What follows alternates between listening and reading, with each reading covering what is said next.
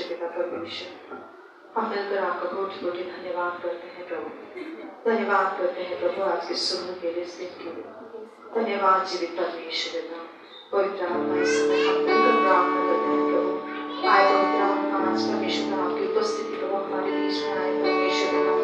जब हम आराधना गीतों को गाते हैं प्रभु, आज हर एक के मन को तैयार करे परमेश्वर पिता कि आत्मा और सच्चाई से प्रभु आपका आराधना देने वाले प्रभु प्यारे पिता।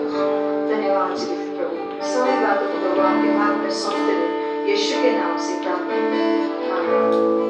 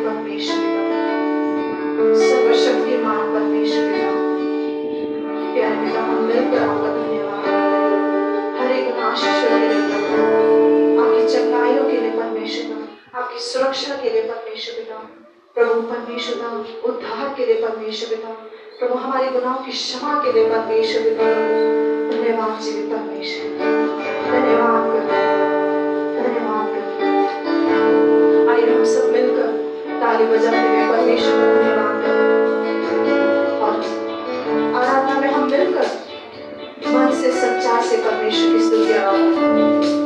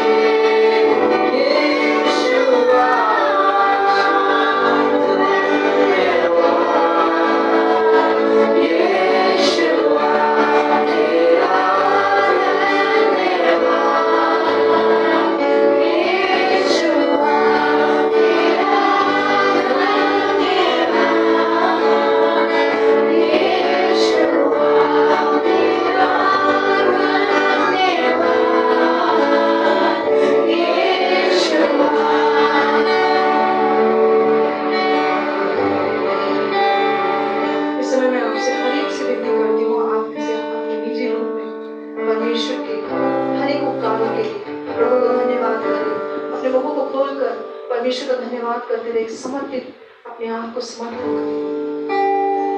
कुछ हम सभी अपने लिए प्रार्थना करेंगे, अपने परिवार के लिए प्रार्थना करेंगे। जो कुछ भी परमेश्वर ने हम सभी के लिए किया है उसका धन्यवाद करेंगे।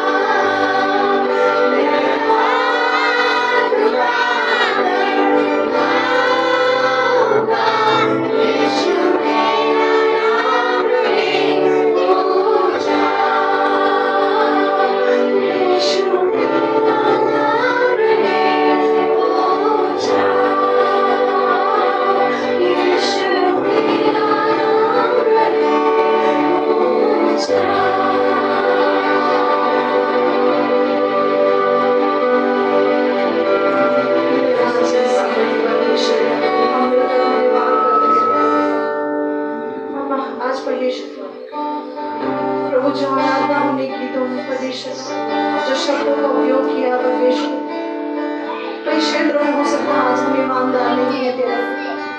आज पवित्र पिता आज हमारी सहायता मदद करे, अगुवाई करे, हमारे हृदय को तैयार करे परमेश्वर, कि आज प्रभु जो आराधना जो गीतों को परमेश्वर के द्वारा प्रभु हम आपको महिमा देते हैं, आज उसी प्रकार हमारे कार्यों से, हमारे व्यवहारों से, हमारे दिल से भी प्रभु आपको महिमा मिले, आपका आदर मिले परमेश्वर। धन्यवाद करते हैं हर एक बातों के लिए परमेश्वर। धन्यवाद के साथ ये सारी प्रार्थना हम मिलकर यीशु के नाम से मांगते हैं, आमीन।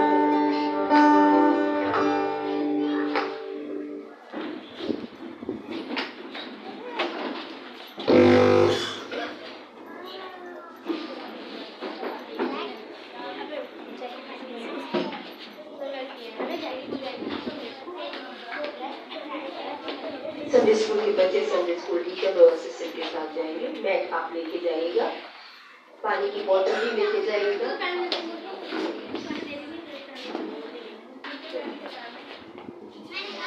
इससे पहले कि हम परमेश्वर के वचन में आगे बढ़े, अपनी आंखों को बंद करेंगे, अपने सरों को झुकाएंगे परमेश्वर के आगे।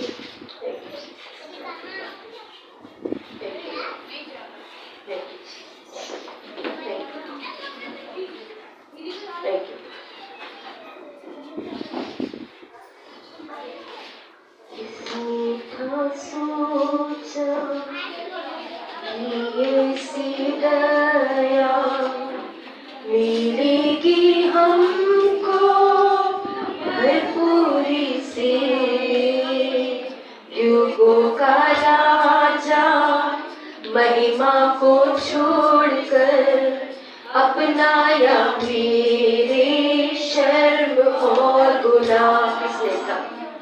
किसने था सोचा कि ऐसी दया मिलेगी हमको भरपूरी से, युगों का राजा महिमा को छोड़कर अपनाया मेरे शर्म और गुनाह। क्रूस से मैंने पाई है माफी, मैं हो गया उस राजा का सुंदर मसीहा, अब मैं हूँ तेरा यीशु मसीह, तू है आशा मेरी। यीशु मसीह तू है आशा मेरी। यीशु मसीह तू है आशा मेरी। हालेलुया प्रभु तेरी स्तुति हो, हालेलुया तूने हराया मृत्यु को, तूने तोड़ी हर सल्ती, तेरे नाम में रिहाई। यीशु मसीह तू है आशा मेरी। हालेलुया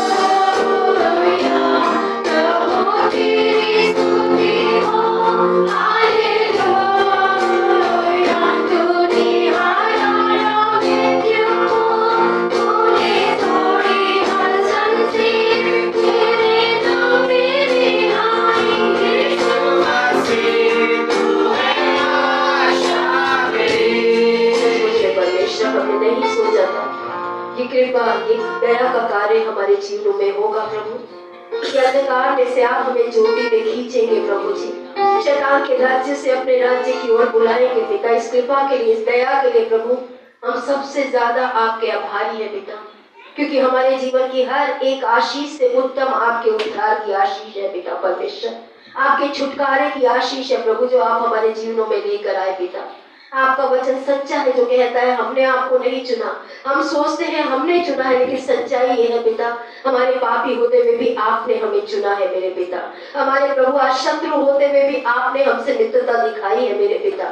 आज प्रभु मैं अपने लिए और इस कलीसिया के हर एक जीवन के लिए प्रार्थना मांगती हूँ पिता। उपस्थित हर एक ऑनलाइन और ऑफलाइन के माध्यम से इकट्ठे हमारे हर एक भाई बहन के लिए प्रार्थना मांगती यीशु मसीह के नाम से पिता। आज आइए पिता परमेश्वर, जिसने भी अभी तक इसका उद्धार का अनुभव नहीं लिया पिता परमेश्वर, पापों की क्षमा का अनुभव नहीं पाया पिता, पश्चाताप से भरा हुआ मन नहीं पाया पिता परमेश्वर, आज अद्भुत कार्य करके जैसे आपने हमें अंधकार से ज्योति में खींचा है प्रभु, आज उन जीवनों को भी खींचिए मेरे पिता परमेश्वर। आज हमारे नया बचाए गए माता पिता के लिए प्रार्थना मांगते हैं, भाई बहनों के लिए प्रार्थना मांगते हैं, भाभी देवर प्रभु नंदे सभी प्रभु जो हमारे रिश्ते में जोड़े हैं पिता, आज हर एक जीवन को पिता जो अभी भी अंधकार में है मेरे पिता, हम उनके ज्योति में आने के लिए आज आपसे सहायता मांगते हैं प्यारे पिता। ये ना तो बल से संभव है पिता, न हमारे शब्दों से संभव है पिता, न हमारे बोलने से संभव है पिता, न हमारे ज्ञान से आपकी आत्मा के द्वारा संभव है मेरे पिता। आज जैसे हम शुक्र अदा कर रहे हैं पिता, जैसे आज प्रभु हम आपकी भलाइयों को याद कर रहे हैं पिता, आज आपके प्रेम को समझ पाए हैं मेरे पिता, आज उनकी भी आंखों को खोलिए मेरे पिता परमेश्वर कि वो अंधकार से ज्योति में आए पिता, शैतान के राज्य से छूट कर आपके राज्य में प्रवेश करें, यीशु मसीह में पापों की क्षमा का अनुभव को ले मेरे पिता, और आपके पवित्र किए गए विलास में जो लोग आते हैं उसमें वो भी उत्तराधिकारी बने पिता। आज हम अपने परिवारों को आपके हाथों में सौंपते हैं पिता, हम अपने हर एक प्रभु दिल्ली वासी के लिए, भारतवासी के लिए प्रार्थना मांगते हैं पिता, जो अभी तक अंधकार में है पिता परमेश्वर, जो ज्योतियों के पर्व को मनाकर भी आज अंधकार में बैठे हैं पिता परमेश्वर, जिनके घरों में कलेश है मेरे पिता परमेश्वर, जिनके घर में गरीबी है मेरे पिता परमेश्वर, जिनके घरों में लते हैं मेरे पिता परमेश्वर, जिनके घरों में व्यभिचार आज भी बना पड़ा है मेरे पिता परमेश्वर, आज विनती करते हैं प्रभु, जिन घरों में शैतान ने अपने घरों को बना के रखा है मेरे पिता, आज भारत के हर एक परिवार को आज उद्धार के दर्शन में आने के लिए, हर एक जीवन को उद्धार के दर्शन में आने के लिए हम आपसे मदद और सहायता मांगते हैं पिता। हे दयालु पिता, हमारे देश पर अनुग्रह कीजिए मेरे पिता, हमें भी हमारे पापों के मार्ग से फेरिए पिता परमेश्वर, ताकि जैसा आपने कहा यदि हम आपके लोग अपने बुरे मार्गों से फिरे पिता, आज हमारे जीवनों में जितने बुरे मार्ग हैं उनसे हमारे मन को और बदलिए मेरे पिता, और पवित्रता की ओर, और खराई की ओर, और शुद्धता की तरफ, और प्रभु आपकी आज्ञाकारिता की तरफ हमारे मन को खींचे मेरे पिता परमेश्वर, ताकि जैसा आपने कहा यदि मेरे लोग जो मेरे नाम से कहलाते हैं अपने आप को बुरे मार्ग से हटाए, अपने आप को नम्र करे पिता, आज हमारे घमंड के क्षेत्रों से जो प्रार्थना रहित जीवन है हमारे पिता, जो घमंड को दिखाते हैं पिता, आज उससे भी हमें क्षमा करे मेरे पिता, और आज हमें आपका दर्शन का खोजी बनाए पिता। आपने कहा आप स्वर्ग से हमारे पाप क्षमा करेंगे पिता, आज मैं अपने और कलीसिया के हर एक पाप को आपके सामने अंगीकार करती हूँ, सिर्फ इसी कलीसिया के लिए हर एक विश्वासी जीवन के पाप में जीवन का अंगीकार आपके सामने करते हैं प्यारे पिता। आपका वचन कहता है परमेश्वर पापियों की नहीं सुनता, लेकिन यदि कोई उसका भक्त हो और उसकी इच्छा पे चलना चाहे तो उसकी सुनता है पिता। आज प्रभु हम आपके भक्त हैं, आपकी इच्छा पे चलना चाहते हैं, इसलिए हमारी प्रार्थना सुनिए मेरे पिता परमेश्वर। आज हम विनती करते हैं प्रभु जी, आपने कहा हमारे देश को आप चंगा करेंगे, आज हमारे देश की चंगाई, अपने देश का उद्धार मांगते हैं पिता परमेश्वर। आइए पिता, आज सिर्फ हम ही नहीं, हमारा देश भी आपका धन्यवाद करने वाला देश बने पिता, आपके आभार में प्रवेश करने वाला देश बने पिता। हमारे देश के लिए प्रभु आपने कहा जिस देश में तुम रहते हो उस देश की समृद्धि के लिए, उस देश की शांति के लिए प्रार्थना करो। आज हम अपने देश की तरक्की के लिए प्रार्थना मांगते हैं, अपने देश में जहाँ जहाँ अशांतियां हैं पिता परमेश्वर, चाहे वो पॉलिटिक्स हो पिता परमेश्वर, चाहे वो प्रभु जी सरकारी विभाग हो पिता, हर जगह शांति की घोषणा करते हैं पिता, मेल मिलाप की प्रार्थना करते हैं, परिवारों में शांति की प्रार्थना करते हैं पिता, देश में शांति की प्रार्थना मांगते हैं प्रभु, क्योंकि आपने कहा जिस देश में तुम रहते हो उस देश की शांति के लिए प्रार्थना करो, ताकि तुम भी चैन और भक्ति के साथ अपने जीवन को निर्वाह कर पाओ पिता। आज हम सभी की सहायता कीजिए मेरे पिता, और हम में से हर एक को जहाँ जहाँ हम रखे गए हैं दूसरों के लिए आशीष का कारण बनाइए मेरे पिता। धन्यवाद के साथ आज के वचन को जो कुछ हम सीखने समझने जा रहे हैं, पवित्र आत्मा आइए मदद कीजिए कि हम ये समझने वाले, अपनाने वाले, उस पे चलने वाले बने पिता। धन्यवाद के साथ ये सारी विनती प्रार्थना प्रभु यीशु मसीह के नाम से मांगते हैं, आमीन। एक बार फिर से प्रभु यीशु मसीह की कलीसिया में आप सभी लोग जो ऑनलाइन ऑफलाइन दोनों के माध्यम से यहाँ उपस्थित हैं, हम आपका स्वागत करते हैं। ऑनलाइन वाले तो नहीं कर पाएंगे, लेकिन ऑफलाइन वालों से निवेदन है जो आज धन्यवाद की भेंट आप देना चाहते हैं, कैरिस बेटा पीछे से व्हाइट एनवलप जो लेना चाहते हैं और आज देने वाले हैं, कृपया ये एनवलप ले लीजिए। इस वचन को समझते हुए ये एनवलप आपके हाथ में रहे, ताकि आपको पता हो कि आप क्या करने जा रहे हैं और क्यों करने जा रहे हैं। क्योंकि कई बार हम करते तो बहुत कुछ है, लेकिन बिना समझे सारे एनवलप निकालो, और जो आप में से लेना चाहते हैं वो अपना हाथ बढ़ा सकते हैं ताकि वो एनवलप ले सके। पीछे से बेटा जो लेना चाहते हैं, आप में से जो लेना चाहते हैं धन्यवाद की भेंट आज देना चाहते हैं, वो ये एनवलप ले सकते हैं इस समय पर।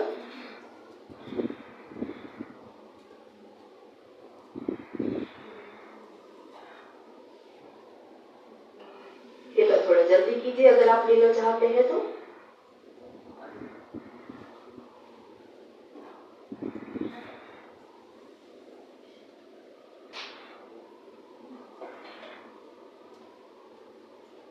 इस धन्यवाद की भेंट को देने से पहले आपसे निवेदन है, इस पे आपको स्पष्ट अपना नाम लिखना है, तारीख लिखनी है, कितना दे रहे हैं वो लिखना है और ऊपर धन्यवाद भेंट लिखना जरूरी है, वरना ये आपके 10वें अंशों में चला जाएगा। इसलिए कृपया धन्यवाद भेंट जरूर लिखें आप जब आप लिखते हैं। लास्ट 2 हफ्ते से हम कई चीजों को समझ रहे हैं कि हमें धन्यवाद क्यों देना है। सबसे पहले हमने इस बात को समझा था, भजन संहिता 139 के 13 और 14 में लिखा था कि परमेश्वर ने हमें बनाया है, हमारी माँ की गर्भ से उसने हमें रचा है, इसलिए हम उसको धन्यवाद देते हैं क्योंकि हमारा रचना करने वाला परमेश्वर है। दूसरा हमने देखा था हम परमेश्वर के आभारी हैं क्योंकि हर नया साल वो हमारे जीवनों में जोड़ता है। कई लोग नए साल के रूप में, कई लोग नए अपने जन्मदिन के रूप में नए साल को देखते आए हैं। फिर हमने देखा था हम परमेश्वर का धन्यवाद देते हैं क्योंकि उसने हमें बचाया है, ना केवल पापों से, ना केवल अंधकार की शक्तियों से, हर एक गलत चीज से परमेश्वर ने हमें बचाया है। इसलिए आप परमेश्वर का आभार और मैं परमेश्वर के आभार को प्रकट करते हैं। हम परमेश्वर को धन्यवाद देते हैं क्योंकि परमेश्वर अच्छा परमेश्वर है। हम परमेश्वर की स्तुति और धन्यवाद करते हैं क्योंकि वो हमारी प्रार्थनाओं को सुनता है। ये सारे वचन में लास्ट वीक में आपको बता चुकी हूँ।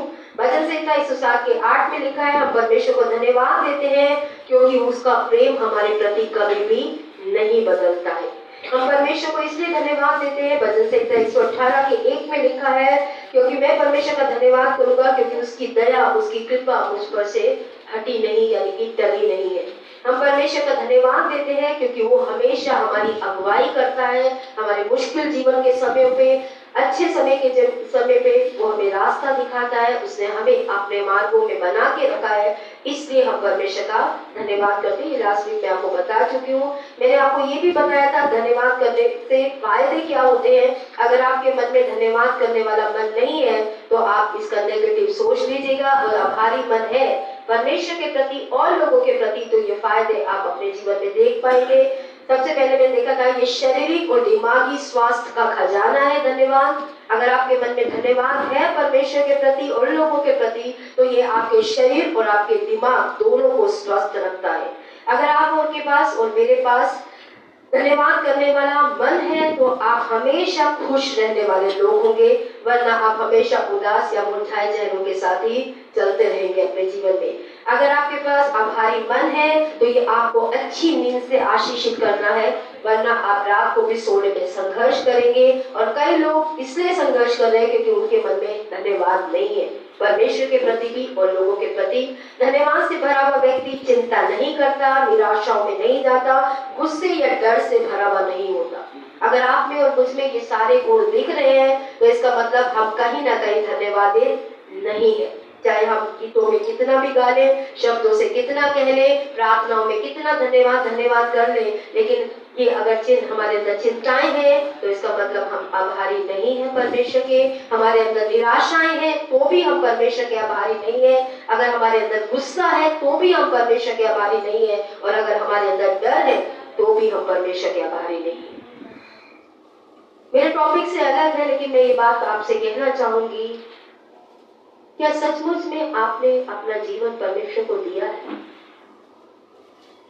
फिर से कहूंगी, सोच के समझ के बताइए, क्या सचमुच में आपने अपना जीवन परमेश्वर को दिया है? अगर हाँ, तो जिसको दे दिया है उस पे भरोसा रखना सीखिए, और अगर नहीं दिया है तो दे दीजिए। अगर आप परमेश्वर के पास आकर भी ये सारी चिंताओं से भरे गए तो इसका मतलब आपको परमेश्वर पे भरोसा नहीं है। चाहे आप और मैं कितना हाथ उठा के बोले यीशु मसीह भरोसा मेरा। हाँ, कई बार कमजोर पल आते हैं जीवन में, भरोसा डगमगाता है, लेकिन हमेशा आराधना में वापस लौटकर अपने गढ़ को उसी पे लेकर आ जाइए। वापस उसको थाम लीजिए जो आपको आंधी तूफान के बीच में नाव पे बिठाकर पार लेके जाएगा। ये भरोसे की बात है, और बाइबल कहती है विश्वास करने वाले के लिए वो सब कुछ करता है। इसलिए हर बार जब विश्वास डगमगाए वापस परमेश्वर के पास आइए। रिश्तों में भी होता है, ऐसा नहीं कि परमेश्वर के साथ ही होता है, रिश्तों में भी उतार चढ़ाव आते हैं, लेकिन आपको समझना है कि परमेश्वर का वचन कहता है वो कभी छोड़ेगा नहीं, कभी त्यागेगा नहीं। और ये बात हमें ध्यान रखनी है। हमने 2 धन्यवाद देख लिए। पहला था कप के द्वारा यानी प्रभु भोज के द्वारा परमेश्वर का धन्यवाद करना। लास्ट वीक हमने समझा था गीतों के द्वारा आराधना से भरकर परमेश्वर को धन्यवाद देना। यहाँ लिखा है singing to God with thanksgiving in your heart, यानी धन्यवाद से भरकर परमेश्वर के लिए दिल से गाना। This is the first habit of Thanksgiving that God loves. ये पहला धन्यवाद है जो परमेश्वर अपने लोगों के मनों में देखना चाहता है कि मेरे लोग गीत गाकर धन्यवाद जो है वो गीतों के रूप में उनके मनों से निकले, क्योंकि हर एक व्यक्ति जिसके प्रति हम आभारी होते हैं उसकी तारीफ हमारे मुंह से रुकती नहीं है। लास्ट वीक मैंने आपको 2 लोगों को याद करने को भी बोला था कि आप याद कीजिए जिनका धन्यवाद आज भी जब भी आप अपने अकेले समय पे होते हैं परमेश्वर के प्रति करते हैं। आज लास्ट पॉइंट हमने देखने जा रहे हैं जो है गिविंग बैक टू गॉड, परमेश्वर को वापस देना। तीसरा धन्यवाद है परमेश्वर को वापस देना। एट द थैंक्सगिविंग और any other time we give thanks by giving back to God. चाहे धन्यवाद की भेंट का समय हो या और कोई समय हो, जब भी आप परमेश्वर को दान के रूप में कुछ भी देते हैं वो एक धन्यवाद दिखाता है जो आप परमेश्वर को दे रहे हैं। परमेश्वर को वापस देना धन्यवाद दिखाता है, परमेश्वर को ना देना धन्यवाद नहीं दिखाता। ये पहली बात हमें समझनी है। We give thanks by giving, we give back the first part of what he has given us. हम वापस परमेश्वर को देते हैं जो कुछ उसने हमें दिया है उसमें से हम वापस परमेश्वर को देते हैं। जो उसने दिया है उसी में से वापस मांगता है वो। मेरी बेटी को मैं हमेशा जब भी कुछ खरीद के देती हूँ मैं जरूर खाती हूँ, क्योंकि बच्चों को होता है देना नहीं है। माँ बाप अगर कुछ दे रहे हैं तो वापस नहीं देना है, सब मेरा है। और हम सभी के बच्चों में ये कूट कूट के भरा है, और जब हम खुद भी बच्चे थे तो भी हमें ये कूट कूट के ही भरा था। लेकिन मैं अपनी बेटी को अभी से समझाती हूँ, सिखाती हूँ कि नहीं, हमेशा ध्यान रखना जिसने दिया है उसको अगर नहीं दोगे तो वो देना बंद कर देगा, इस समय आएगा। और बहुत लोग हैं जो नहीं देते और दिखाते हैं कि उनके मन में परमेश्वर के प्रति आभार नहीं है। ना देना हमेशा परमेश्वर को धन्यवाद ना देना है, और देना धन्यवाद है। हर एक व्यक्ति जिसने आपके लिए कुछ भी किया है लाइफ में, आपका मन नहीं करता उसको देने का? कई लोग जब काम करते हैं, मेरे टॉपिक में नहीं है, लेकिन कई लोग जो काम करते हैं उनके बॉस उन्हें बहुत कुछ देते हैं। कई बार दिवाली ये वो, जो मेड के रूप में भी काम करते हैं, आप जहाँ काम करते हैं वहां से भी आपको बहुत कुछ मिलता है। लेकिन बहुत कम लोग सोचते हैं जब उनकी शादी की सालगिरह हो, जब उनका जन्मदिन हो, जो हमारी योग्यता है हम भी कुछ लेकर उनको धन्यवाद कहें। एक कलीसिया के रूप में भी सोचिए, आप बहुत कुछ लेते हैं परमेश्वर के घर से। क्रिसमस आता है, कुछ भी होता है, ना देना धन्यवाद ना दिखाना है। अपनी लीडरशिप के प्रति, अपने अगुओं के प्रति भी। आज मैं आपसे स्पष्ट कह रही हूँ, मैं आपसे मांग नहीं रही हूँ। ये मत सोचिए पास्टर यहाँ पे आपसे मांग रहा है, लेकिन हमेशा जिसने आपको दिया है उसको ना देना ना आभार दिखाता है। और बहुत लोगों के मन में है, हमारी लीडरशिप जब आती है, कुछ भी करती है, वो हमें बहुत कुछ देते हैं, हम उतना नहीं दे सकते कई बार, लेकिन फिर भी हम एक कार्ड लेते हैं और बुके लेते हैं, जो हमारे बजट में होता है उतना बड़ा तोहफा लेते हैं और उन्हें देते हैं।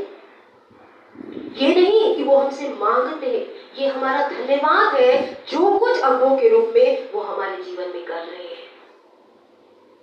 धन के रूप में वो हमारे लिए शायद कुछ ना करते हो, लेकिन धन ही सब कुछ नहीं होता भाई बहनों।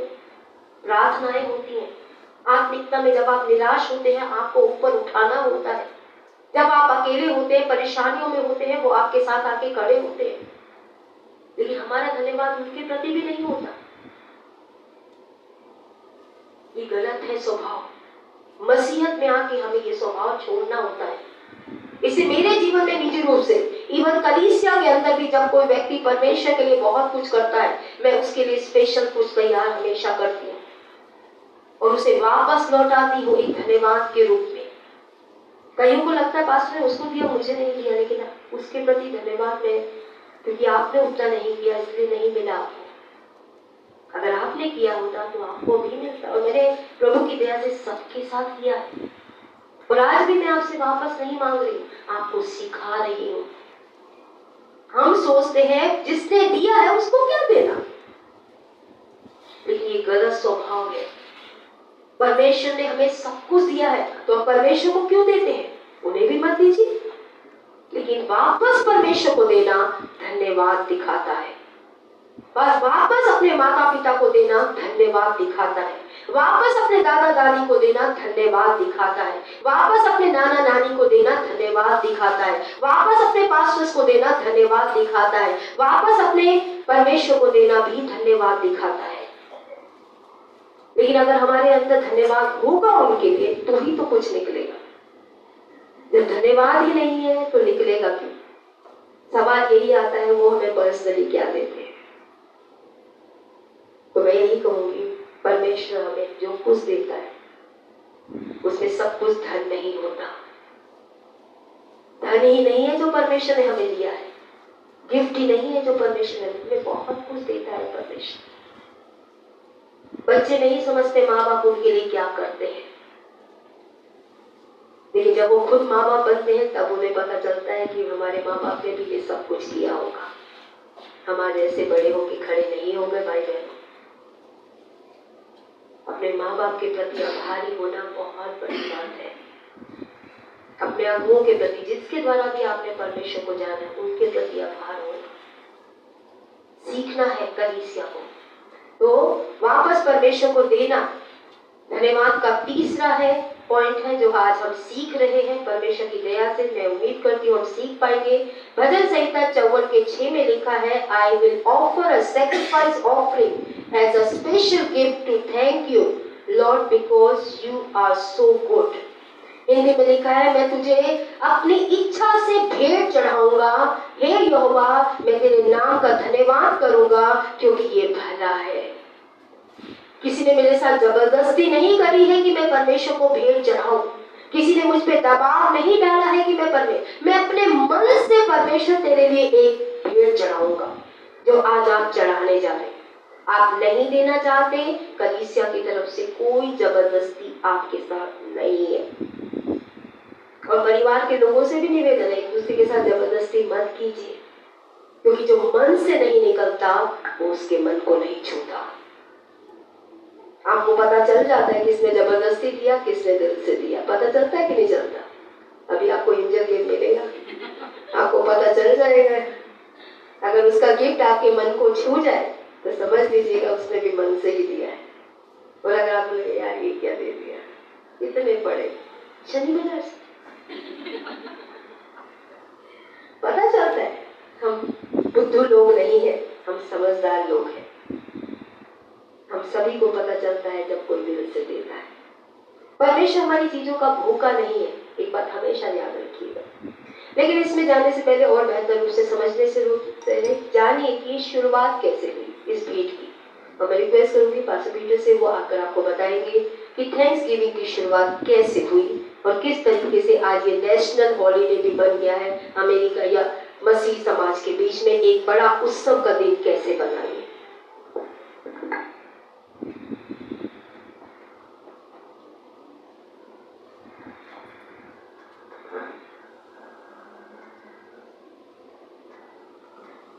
सौ साल पहले मसीह लोग जिनको पूरे मन से परमेश्वर की आराधना नहीं करने मिल रही थी, जो यूरोप में थे। आप अगर मसीहत का इतिहास पढ़ोगे तो यरूशलेम से मसीहत धीरे धीरे यूरोप की ओर फैली और यूरोप में मसीहत इतनी मजबूती से फैली कि रोमी एम्परर ने मसीहत के सामने घुटने टेक दिए और मसीहत को अपना लिया। लेकिन जब रोमन एम्पायर ने मसीहत को अपनाया तो उन्होंने पॉलिटिक्स यानी कि राजकारण और मसीहत को मिक्स कर दिया और मसीहत जो है वो एक टर्म से ज्यादा ताकत और पैसों और प्रॉपर्टी की बात बन गई, पावर की बात बन गई कि हमारे पास ताकत है, मसीह लोग ताकतवर है, पैसे वाले हैं, मसीह लोग जो है वो उनको फास्टिंग उपवास करने की, दुख दर्द सहने की, तकलीफ सहने की कोई जरूरत नहीं है, उनको आराम का जीवन जीने की जरूरत है। और जब ये होने लगा तो जो सच्चे मसीह लोग थे उन्होंने देखा कि परमेश्वर के वचन से पूरा यूरोप यानी कि आज का यूनाइटेड किंगडम, यूके और बाकी सारे जो यूरोप के हिस्से थे, उन्होंने देखा कि हम सच्चे दिल से मसीह की आराधना और मसीह की वचनों का पालन यहाँ नहीं कर पाएंगे। समृद्धि है, पैसा है, ताकत है, पॉलिटिशियंस हमारे साथ है, लेकिन परमेश्वर का हम खुल के आराधना और भक्ति और परमेश्वर के वचन पे नहीं चल पाएंगे। और जब उन्होंने ये देखा तो उन्होंने चुनाव किया यूरोप छोड़कर नॉर्थ अमेरिका यानी कि उत्तर अमेरिका जाकर एक ऐसी मसीह समाज स्थापित करने का जहां शायद पैसा ना हो, प्रॉपर्टी ना हो, पावर ना हो, लेकिन पूरे मन से मसीह की आज्ञाओं का पालन करने वाले बन सके, जहां उन्हें आत्मिक रूप से स्वतंत्रता मिले, आराधना करने की आत्मिक रूप से स्वतंत्रता मिले, जो वो परमेश्वर की आज्ञाओं का पालन करना चाहता है। उस फ्रीडम के लिए उन्होंने यूरोप छोड़कर उत्तर अमेरिका में 400 साल पहले वो शिफ्ट हो गए और यूरोप तब का सबसे ताकतवर इकोनॉमी थी।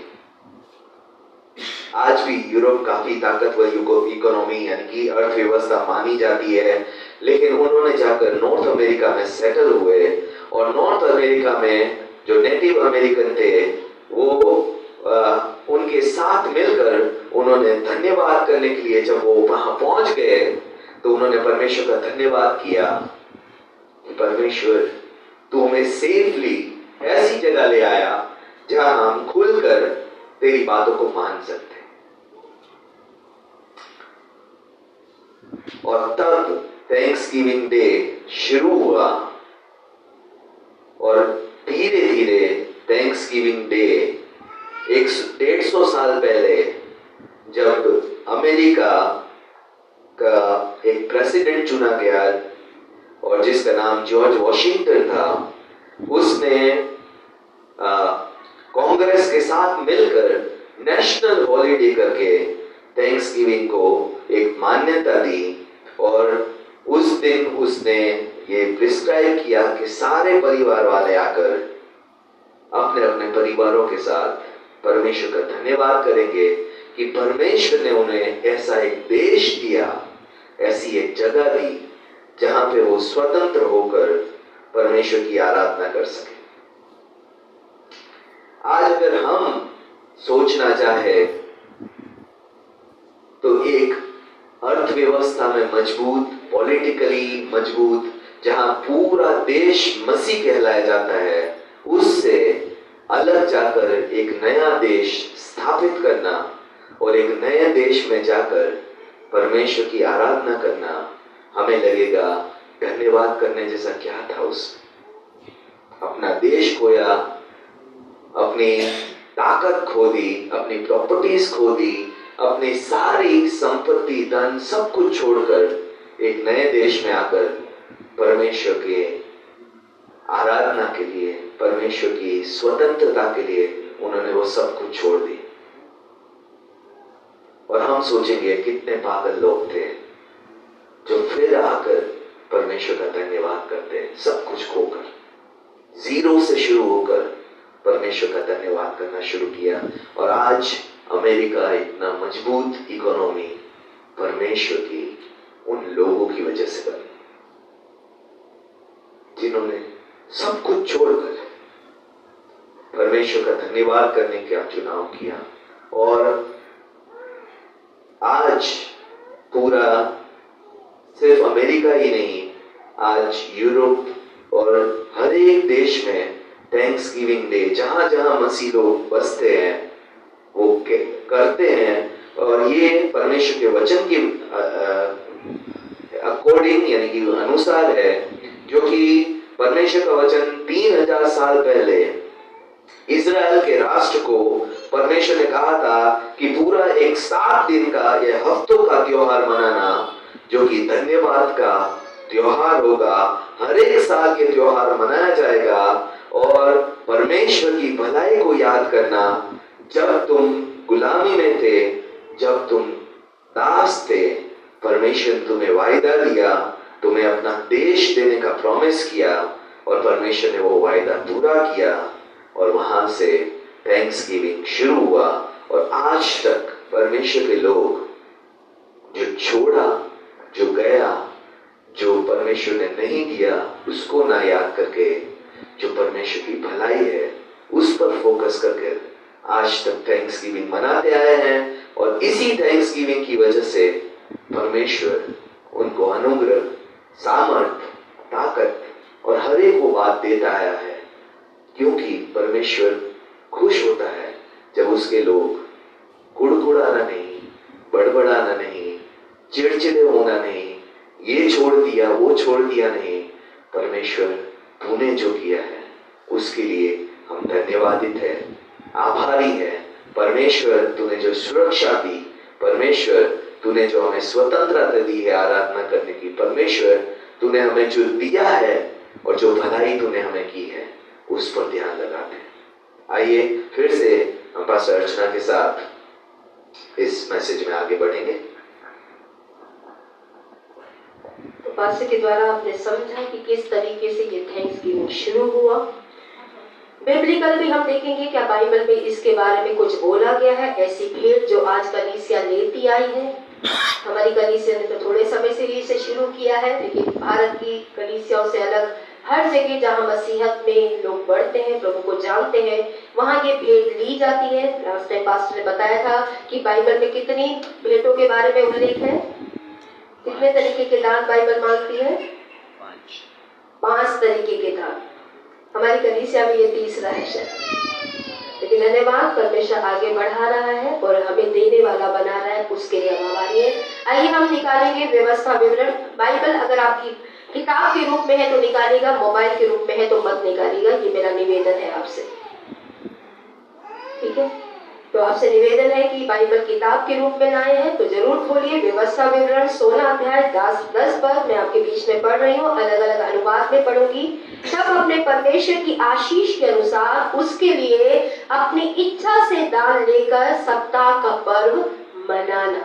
यहाँ लिखा है तब अपने परमेश्वर की आशीष के अनुसार, जैसा तुझे आशीषित किया है, तू अपनी इच्छा से परमेश्वर के लिए एक बलिदान के रूप में, एक त्याग के रूप में इस दान को परमेश्वर को चढ़ाना। दूसरा अनुवाद कहता है तब यहोवा अपने परमेश्वर के लिए सप्ताह का पर्व करे तो इसे एक अपनी इच्छा से बलिदान लेकर करो। तुम्हें कितना देना है इसका निश्चय यह सोच कर करना कि परमेश्वर ने तुझे कितना आशीष दिया है। यहाँ लिखा है जब तू ये धन्यवाद का दान चढ़ाए तो कितना देना है। सवाल उठता है कितना देना है, तो इसका जवाब भी यहाँ पे लिखा है तेरे परमेश्वर ने तुझे जितना आशीषित किया है उसके अनुसार तू ये दान चढ़ाना। तो कई लोगों ने मुझसे पूछा पास्टर जी कितना, मैंने बोला उस परमेश्वर से पूछ लो, मैं नहीं बताऊंगी कितना। उसने आपको जितना आशीष दी है उसके अनुसार। एक भाई है जो गाते फिरते में तो महीने का 30,000 40,000 कमाता, लेकिन जब भेंट देने की बात आई तो 100 रुपए ही निकले। आपको लगता है उसको आशीष के अनुसार परमेश्वर ने उसने परमेश्वर को दिया? एक 30-40 हजार रुपए वाला व्यक्ति धन्यवाद की भेंट में 100 रुपए दे रहा है। आपको सही लगता है ये रेशो? कितने कहते हैं सही दान दिया उसने? मैं तो नहीं समझती। 10वांश भी देता तो भी 4,000 बनता, 10वांश भी नहीं। मुझे नहीं पता ये कितने 000 पॉइंट बन के उसका दान निकलेगा। ऐसा व्यक्ति परमेश्वर के प्रति आभारी नहीं होता। यहाँ लिखा है जो आशीष तेरे परमेश्वर ने तुझे दी है उसके अनुपात यानी उसकी रेशो के अनुसार अपने हाथ से, अपने मन से उसे बलिदान यानी दान देना। अपने परमेश्वर के लिए सप्ताह का पर्व, और ऐसे करके इस त्योहार को जो आज हम धन्यवाद का बना रहे हैं उसको करना। In proportion of blessing he has given you to this at the place of worship. जैसा प्रपोर्शन में, जिस तरीके से, जिस अनुपात में परमेश्वर ने तुझे आशीष दी है, उसके अनुसार तू परमेश्वर की आराधना की जगह पे इसे देना। भजन संहिता 116 के 17 में लिखा है, I will sacrifice a thanksgiving offering to you. मैं बलिदान के रूप में, त्याग के रूप में ये धन्यवाद की भेंट परमेश्वर में तुझे चढ़ाऊंगा। और शायद आप में से कईयों के लिए ये त्याग हो। दाऊद ने कहा, मैं ऐसी कोई भेंट परमेश्वर को नहीं चढ़ाऊंगा जिसको देने से मुझे तकलीफ ना हो, क्योंकि ये बलि है। आपको पता है, जब किसी को बलि करते हैं तो उसको तकलीफ होती है। अगर ये दान देते हुए आपको तकलीफ नहीं हो रही तो इसका मतलब ये बलि नहीं है। चुपना चाहिए कि आप कुछ त्याग रहे हैं अपने जीवन से। किसके लिए? परमेश्वर के लिए। भजन संहिता 50 के 23 में लिखा है, मेरा फेवरेट वचन है, मैं हमेशा हर समय से याद रखती हूँ, यदि कोई व्यक्ति मेरी स्तुति और धन्यवाद के भेंट चढ़ाए तो वह सचमुच मेरा मान करेगा। परमेश्वर कहता है, यदि कोई व्यक्ति मेरी आराधना करेगा, मुझे धन्यवाद की भेंट चढ़ाएगा, तो सचमुच में वो मेरा सम्मान करेगा। झूठ में नहीं, सच में मैं मानूंगा। और लास्ट में लिखा है, यदि कोई व्यक्ति अपना जीवन मेरे वचन के अनुसार बदलेगा तो मैं परमेश्वर शक्ति दिखाऊंगा जो उसे बचाती है। परमेश्वर वो सामर्थ दिखाएगा जो आपको और मुझे बचाएगा जब मैं और आप अपने मन को परमेश्वर के वचन के अनुसार बदल देंगे। God say are those who bring me offering to show thanks, I will save those who do that. यहाँ पे वही बात इंग्लिश में लिखा है, जो मेरे पास में अपने इच्छा से दान धन्यवाद लेकर आएगा मैं उसे बचाऊंगा। धन्यवाद की भेंट क्या दिखाती है? 3 बातें दिखाती है धन्यवाद की भेंट। जो आज आप परमेश्वर को दे रहे हैं या नहीं दे रहे, वो आपका चुनाव है। परमेश्वर कभी किसी से जबरदस्ती नहीं लेता, वो मन देखता है। और मेरे अंदर भी ये स्वभाव है, जब मुझे लगता है ये इस व्यक्ति का मन मेरे प्रति सही नहीं है, मैं उसके घर में चाय भी पीना पसंद नहीं करती, और जिसका मन सही है उससे मांग कर खाना भी ले लेती। क्यों? क्योंकि उसका मन सही है मेरे प्रति। और बाइबल भी कहती है, जो कुड़ के देखता है उसके घर की रोटी मत खाना, क्योंकि वो मन में हिसाब लगाता है, इसने 2 रोटी खा ली, 4 रोटी खा ली। लेकिन जिसका मन सही है वो और भी बोल लेंगे, पास्टर जी ने खा लीजिए, आधी ले लीजिए, पास्टर जी थोड़ी सी और खा लीजिए, ठीक है।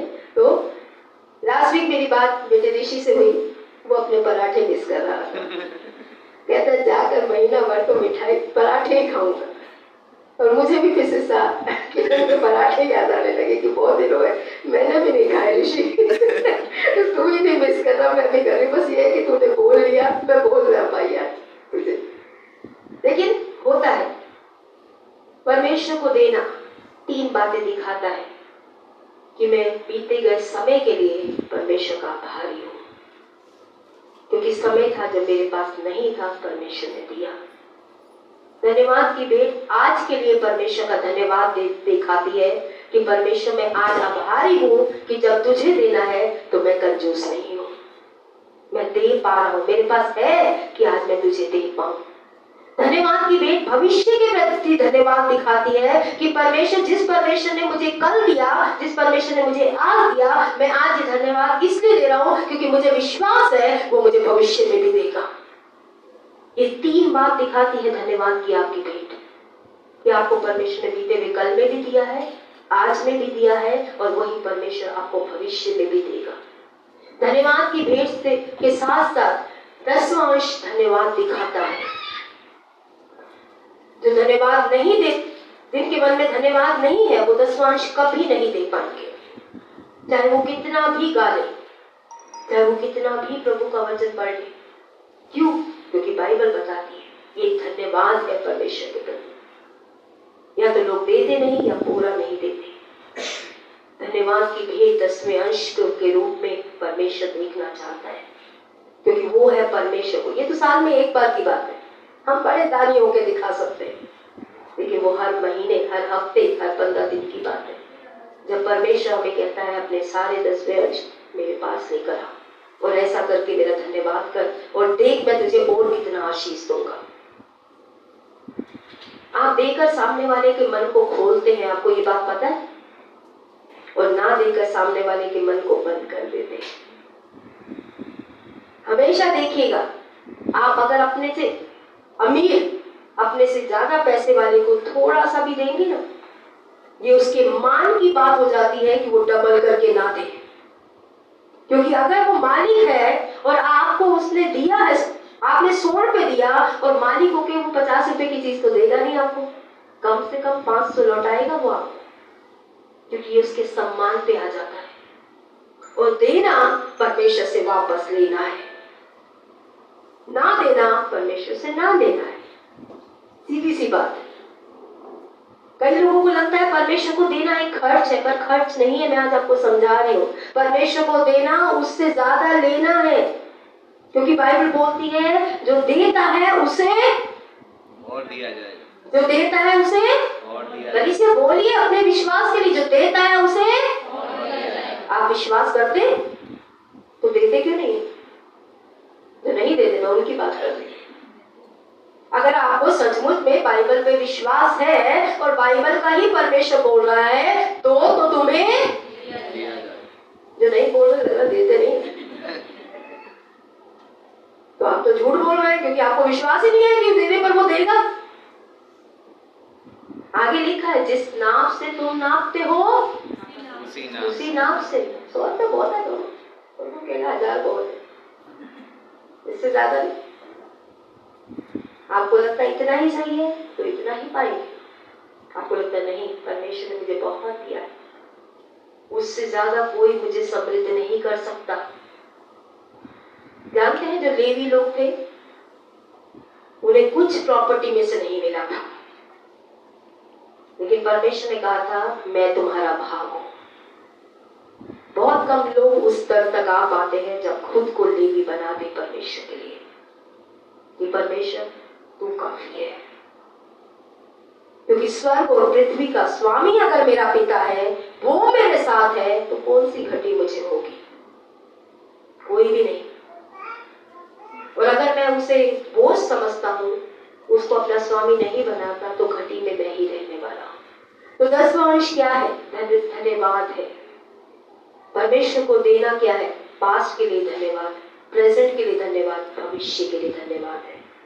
अगर आपको विश्वास है कि तो तुम्हें तो आप देंगे, और अगर आपके अंदर विश्वास नहीं है तो आप कभी नहीं दे पाएंगे, या जितना देना है उतने अनुपात में नहीं दे पाएंगे। क्योंकि यहाँ लिखा है धन्यवाद की भेंट कैसे चढ़ाना? जिस तरीके से परमेश्वर ने, जिस अनुपात में परमेश्वर ने तुझे आशीषित किया है, उसके अनुसार धन्यवाद की भेंट चढ़ाना। ये परमेश्वर ने खुद बोला है अपने वचन में। तब यहोवा अपने परमेश्वर के लिए सप्ताह का यानी कि धन्यवाद की भेंट चढ़ाना, मन से चढ़ाना, उसे देना। तू कितना देना है इसका निश्चय यह सोच कर करना कि तेरे परमेश्वर ने तुझे कितना आशीषित किया है, उस तरीके से तू मुझे भेंट चढ़ाना। अगर आप समझते हैं परमेश्वर ने मुझे आशीष दिया है, तो आपकी भेंट का आधार उतना ही होना चाहिए। अगर आप कहते हैं परमेश्वर ने मुझे नहीं आशीषित किया, तो आप नहीं दे पाएंगे, क्योंकि बाइबल कहती है लेने से देना धन्य है। आशीष चाहिए, देना सीखिए। एक बार किसी से लास्ट पॉइंट अपना रख के किसी से बहस हुई मेरा अपना ही बड़ा करीबी था। उसने बोला नहीं हम लेते नहीं है। मैंने बोला ये कैसे संभव है, आप सांस नहीं लेते? उन्होंने कहा हम लेते नहीं है, हम देते हैं। मैंने बोला ये संभव लाइफ में तो नहीं हो सकता। क्यों? क्योंकि इंसान सांस लेता है और सांस देता है, और जो व्यक्ति सिर्फ लेता रहता है वो भी मर जाएगा, और जो देता रहता है वो भी मर जाएगा। अगर आप सिर्फ लेने वाले हैं तो भी आप आशीषित नहीं होंगे, लेकिन बाइबल के अनुसार अगर हम देखें, अगर आप देने वाले हैं तो आप आशीषित होंगे। क्यों? क्योंकि परमेश्वर खुद देने वाला है, और बाइबल खुद कहती है जो उदारता से बिखेरता है उससे घटी नहीं होती। एक है कहता है अरे मेरे पास पैसे नहीं है, पैसे नहीं है, हमेशा पैसे को रोकना है। परमेश्वर कहता है हमेशा घटी में ही रहता है, क्योंकि वो कहता ही रहता है मेरे पास है नहीं, मेरे पास है नहीं। और एक है जो उदारता से खेलता है, लेकिन उसको घटी कभी नहीं होती। मेरे पापा हमेशा कहते थे मेरे पास पैसे नहीं है, पैसे नहीं है। मैंने बोला मत बोलो, दिन आ जाएगा जब सचमुच में नहीं होगी। आप ये बोलो मैं देना नहीं चाहता। ये मत कहिए परमेश्वर को परमेश्वर मेरे पास नहीं है तुझे देने के लिए। ये कहिए कि मैं परमेश्वर तुझे देना नहीं चाहता हूं। क्योंकि अगर आप यही कहेंगे मेरे पास नहीं है, मेरे पास नहीं है, बाइबल कहती है शब्दों में जीवन है। आप अपना भविष्य तय कर रहे हैं ये कहकर कि मेरे पास नहीं है, और किसी और को नहीं, उसको जिसे सब कुछ पता है आपके पास कितना है और कितना नहीं है, उसको बेवकूफ मत बनाइए। उसने आपको रचा है, उसने आपको बनाया है, वो आपको जानता है, उसके पास आपको आशीष देने की योजना है, आपको ऊंचाइयों पे ले जाने की इच्छा है उसकी। उसके साथ मत खेलिए कलीसिया, उसको धन्यवाद देना सीखिए 3 तरीके से। जब प्रभु की मेज पे आए तब उसे धन्यवाद दें। दूसरा तरीका आराधना धन्यवाद का रूप है। उसकी आराधना धन्यवाद भरे मन से कीजिए, सिर्फ फोटो से मत कीजिए। जब वचन ये सिखाया गया, कईयों को आराधना करते हुए देखा, उनकी आराधना में एक बदलाव को देखा, अच्छा लगा कि आराधना में बदलाव ला रहे हैं आप।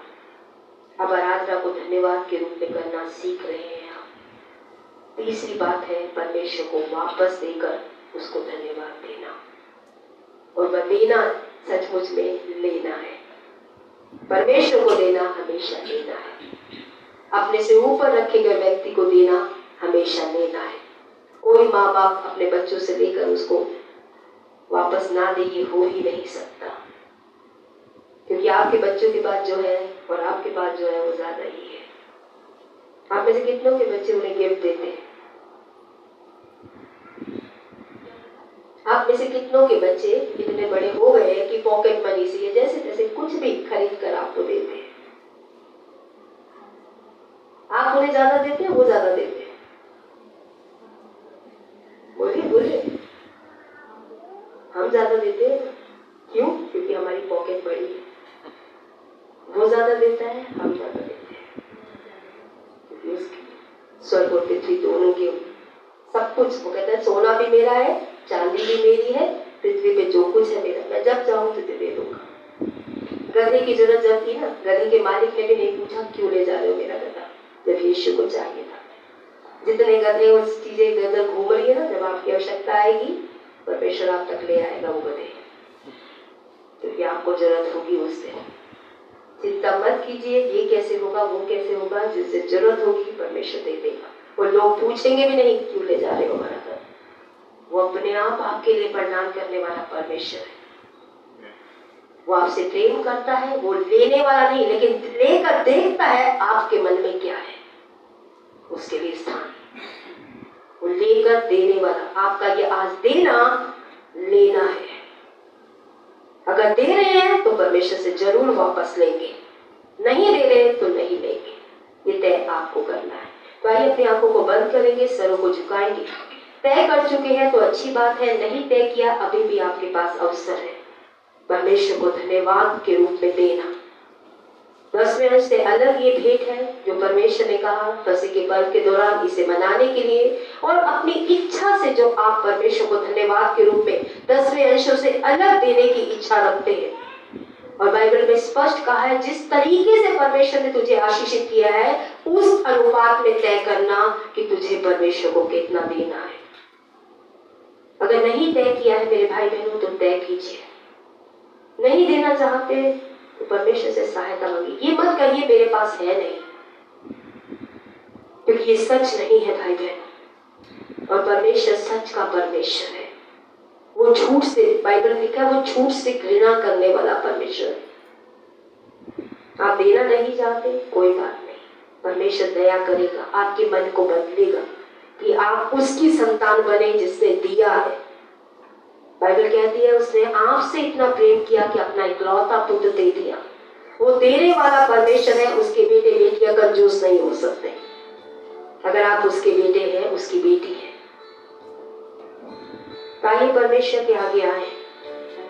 अगर आप देने का मन बना चुके हैं, अपने दान की भेंट को तय कर चुके हैं, एनवलप में डाल चुके हैं, नाम वगैरह सब कुछ कर चुके हैं, तो अपने स्थान पे खड़े हो जाइए और कहे परमेश्वर ये वो अनुपात है जिसमें तूने मुझे आशीष दी है, और आज मैं इसे धन्यवाद के रूप में तुझे दे रहा हूँ परमेश्वर, क्योंकि ये मेरा ऐलान है कि तूने मुझे बीते गए समय में दिया। तूने परमेश्वर मुझे आज दिया है तुझे देने के लिए, तू मुझे भविष्य में भी देगा मुझे देने के लिए, ये मेरा विश्वास है बेटा। ये धन्यवाद की भेंट प्रभु आज मैं तुझे दे रहा हूँ, क्योंकि तूने कहा दो तो तुम्हें भी दिया जाएगा। आज मुझे पता है प्रभु तू किसी का कर्जदार नहीं होता। बाइबल कहती है कि जो कुछ हमने उसके लिए उसके लोगों के लिए किया उसे भूल जाए। बाइबल कहती है तू अपनी रोटी पानी पे फेंक, तेरी रोटी लौट कर तेरे पास आएगी। आज ये रोटी फेंकने का समय है। अगर कल आप अपनी जीवनों में रोटी देखना चाहते हैं और अगर आप ना देने वाले हैं तो परमेश्वर से सहायता मांगिए। Thank you Jesus, thank you father,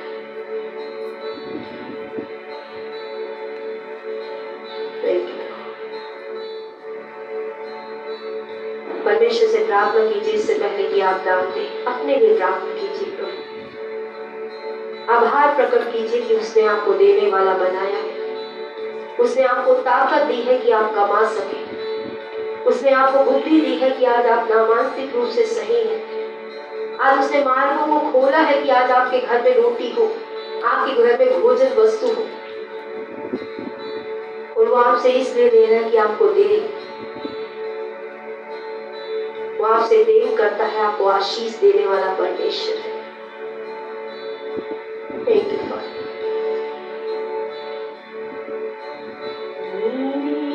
खुदावन हो धन्यवाद, यीशु प्रभु धन्यवाद।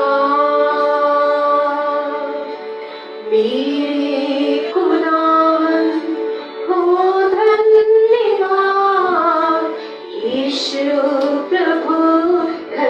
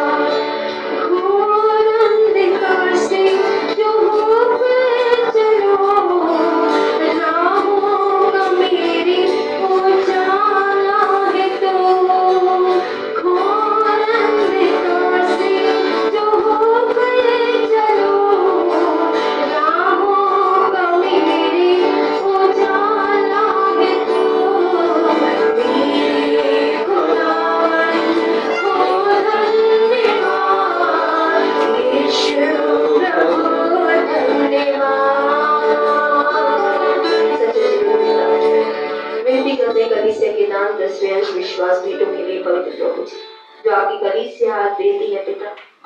आज आपके वचन के अनुसार देने वालों के अपने आशीष की घोषणा प्रभु हम नहीं, आप खुद करते हैं पहले पिता। आज इन दानों पे प्रभु आशीष की घोषणा करते हैं पिता। देने वाले हर एक व्यक्ति को प्रभु आप आशीष दीजिए पिता। और प्रभु जैसा आपने अपने वचन में वायदा किया है पिता, उन वायदों को प्रभु आप अपने लोगों में पूरा कीजिए पिता।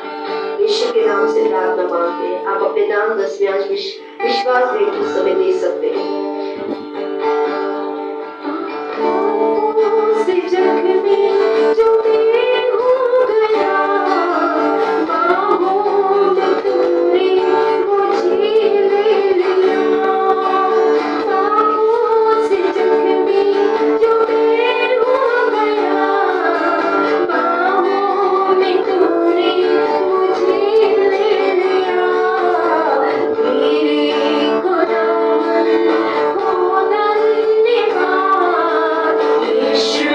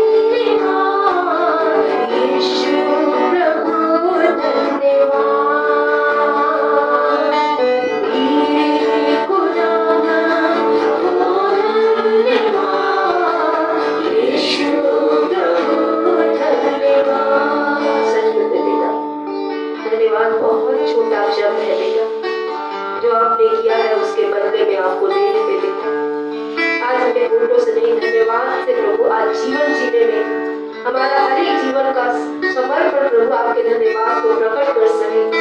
ऐसा जीवन आपकी इच्छा में जीने में हमें सहायता मदद कीजिए प्यारे पिता। आज इस धन्यवाद की भेंट को प्रभु जो आज दी गई है, कलीसिया की आवश्यकताओं को पूरा करने के लिए जो दी गई है पिता, आज आइए प्रभु जी सही माध्यम सही तरीके से इसे खर्च करने में और उन चीजों को कलीसिया के लिए देने में मदद कीजिए जो इस कलीसिया की आवश्यकता है पिता, जो कल आपके घर को सुंदर बनाएगी, आपकी आराधना को सुंदर बनाएगी और आपके नाम की महिमा करेगी पिता। धन्यवाद के साथ ये प्रार्थना यीशु मसीह के नाम से मांगते, आमीन। इस समय आप बैठ सकते हैं। एक बार फिर से प्रभु यीशु मसीह की कलीसिया में आप सभी लोगों का स्वागत है। ऑनलाइन ऑफलाइन दोनों के माध्यम से आप जो उपस्थित हैं, परमेश्वर आपको आशीष दे। ऑनलाइन के लिए सभा को इसी समय समाप्त करते हैं। आप सभी का धन्यवाद। इसी तरीके से सभा में जुड़ते रहे। God bless you.